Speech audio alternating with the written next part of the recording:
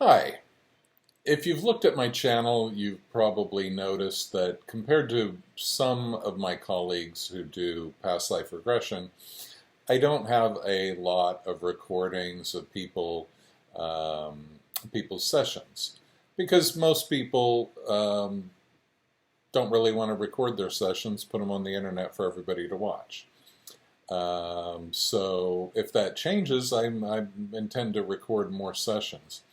But in the meantime, I thought I'll just do a series of videos over time telling you guys some stories from some of my sessions. Now, let me give you this caveat. First of all, past life regression is not just about being curious about our past lives. Obviously, that's going to be a part of it. And obviously, it's fascinating to discover your past lives. But the real reason for doing this is, well, it's two reasons. One is healing. One is clearing up things that might be stuck, where the causes are from a past life. And the other is to be in touch with your higher self. And that means once you get in touch with your higher self, you're in touch with your life purpose. And you therefore are more plugged in to why you're here, what you need to accomplish, and what you really don't need to worry about.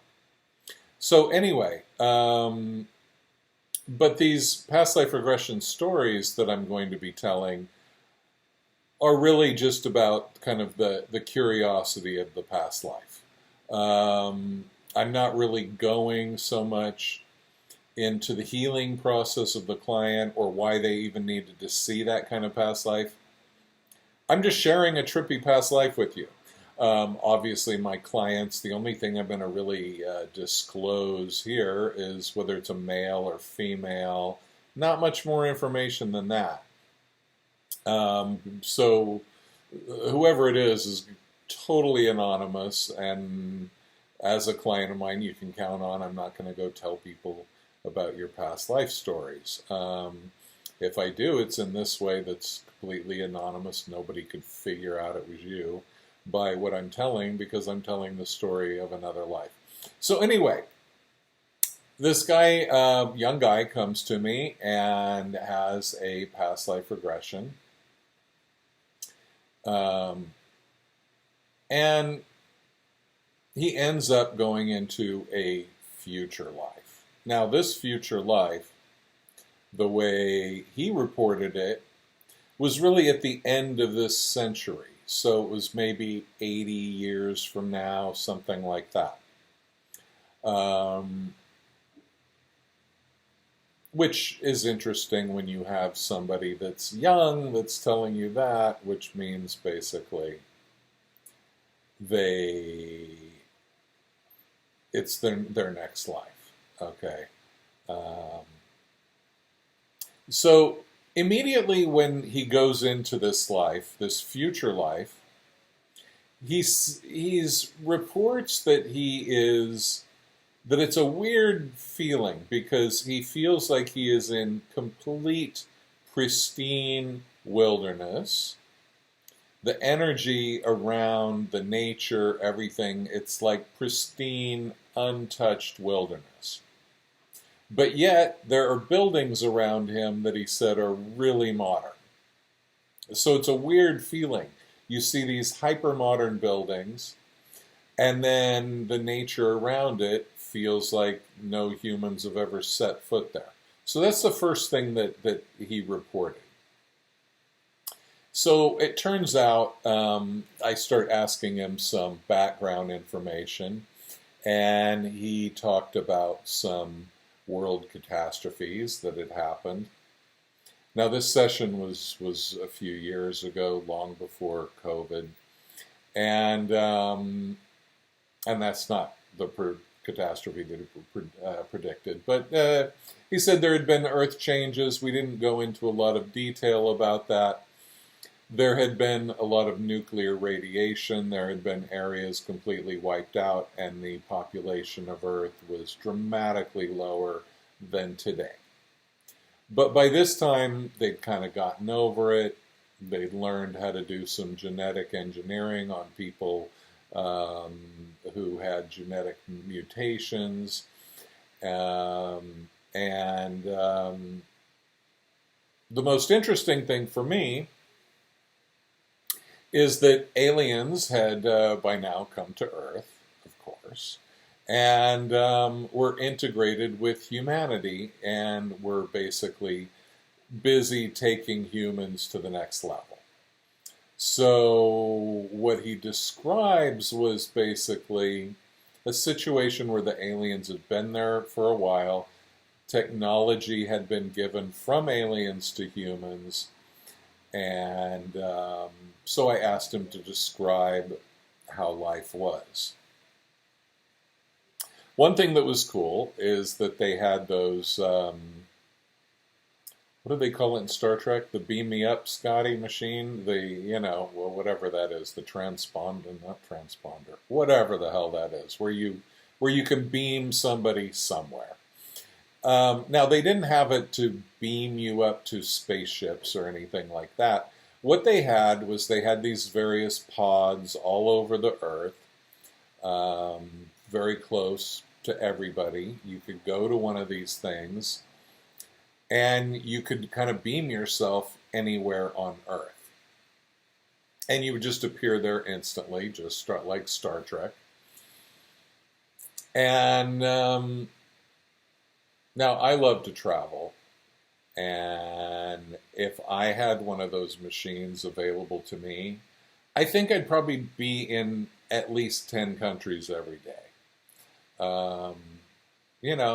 Breakfast, little croissant and coffee in Paris, go for a swim in Bali after that, maybe catch a little bit of a safari in Africa, and then, so it would just be, I would be all over the place. And I asked him, I said, are people just beaming themselves all over the Earth? And he said, well, in the beginning when we got this technology, everybody was going berserk. There were lines at these places, and everybody was just beaming themselves all over and having a great time. But after a while, it settled down. And he said, now people do it as needed. But the way he described it was that everybody was so in sync with their life purpose that they were living where they really were meant to live, and they were doing the work that they loved. So once everybody got really aligned with their life purpose, they had no more desire to kind of beam themselves around the Earth multiple times a day. And that kind of settled down, and people were just really, they fit in perfectly. Because the idea is, and even in my work with energy healing, past life regression, the whole idea of all the work that I do is to get us to that state, to be in a state where we clear our conditioning, we clear our reactive patterns, and we kind of just live from the truth of our higher self. So in the future, 80 years from now, apparently that's what people are doing. And that is the norm. Apparently it took a lot of catastrophe to get us there. But eventually that's where we end up. Where everybody is really in sync with their life purpose, with their talents, and with what they love to do. So anyway, that was really interesting, the whole beaming up thing. And the most interesting thing, and I'm not covering this whole past life, but I'm just covering a few things. And honestly, I haven't listened to the session for a while, and it happened years ago. So I'm just going from my memory. But here's the most interesting thing, and anybody who is really knows anything about astrology, anybody that's really interested in astrology, um, you might be interested in this. So I asked him if these aliens had taken people to their planet. Um, and he said, yeah, that had happened, and documentaries were made, and people were able to go to this alien planet. But the most interesting thing that he told me about, which was really cool, was that he said in part, because these aliens were basically helping humans ascend. They were helping humans heal from all of these nuclear catastrophes that had messed up the DNA. But they also were helping humans, like I said, get in touch with their life purpose, upgrade the technology, and basically ascend to a higher frequency. So one of their programs for doing that, and what really captured my attention, was that they would take people to another planet. So I said, well, what planet did you go to? And he said, well, the first one I went to was Neptune. And obviously Neptune's a gas giant, so you can't step foot on Neptune. Even if you could, it's so big you'd probably be crushed by the gravity. But what he said was that they would take you really close to Neptune, and you'd kind of be on a balcony, you'd be in outer space, but you'd be like looking at Neptune. And what he said was that when you got close to a planet like that, to any planet, you would be filled with the energy of that planet. Now, in astrology, among other things, Neptune is known it's the ruler of Pisces, and it's about intuition. It's considered the higher octave of Venus. So if you think of Venus as like human love, Neptune would be more like spiritual love. But basically, he said that everybody that did that, everybody that went to Neptune, or very near Neptune, they would be upgraded so that they would be more compassionate, more intuitive, more psychic for the rest of their lives. So it was basically a huge psychic upgrade. And this is something that the aliens were doing. And he said in the beginning it was small groups and they couldn't do it that much. But by the time this guy grew up and was an old man, he said they were just taking school groups to Neptune or other planets on a regular basis, because it was something that humans had to acclimate to. So he got more psychic powers, more intuition, and more compassion. He became more spiritual, and all of this was a permanent shift after going to Neptune. So interesting. Then I said, did you go to any other planets? And he said, yeah, years later, he went to Jupiter. And I said, well, what was that like? Obviously, same thing, gas giant, can't stand on it. And he said, now in astrology, Jupiter is all about expansion, it's positivity, it's good luck, optimism. And he said that the feeling that you got, and I loved it, the feeling that you got when you got to Jupiter was so positive. You saw that there were no blockages.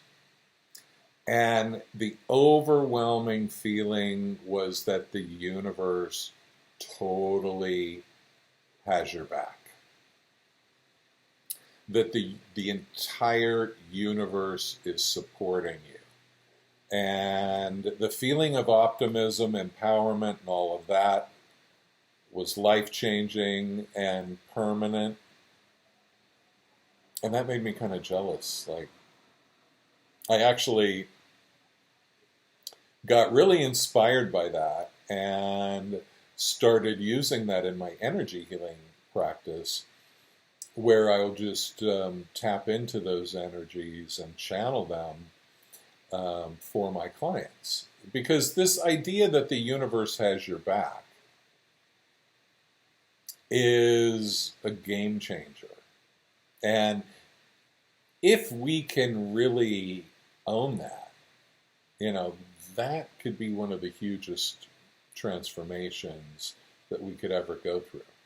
So anyway, that's a story of a future life progression. Now, I do future life progression hypnosis, but sometimes even when you're doing past life regression, the higher self will just send you into a future life because that's what you need to see the most. So I tell people about that. And one thing to think about future lives. The way I look at it, I do not look at it as a prediction. I don't look at any future prediction really as a prediction. I look at it as a kind of reading of where the energy is going if nothing happens between now and then, but obviously something always happens between now and then. The way I look at it, there are multiple realities, there are multiple future realities. So I don't take any future prediction totally literally. I kind of put it in the database and think, yeah, that's in the range of what might happen. But generally, my belief is that a prediction of the future is only there in order to help you change the future, or maybe speed it up. But that would be changing too. Anyway, that is story number 1 from my past life regressions, and more to come. Thanks so much for watching.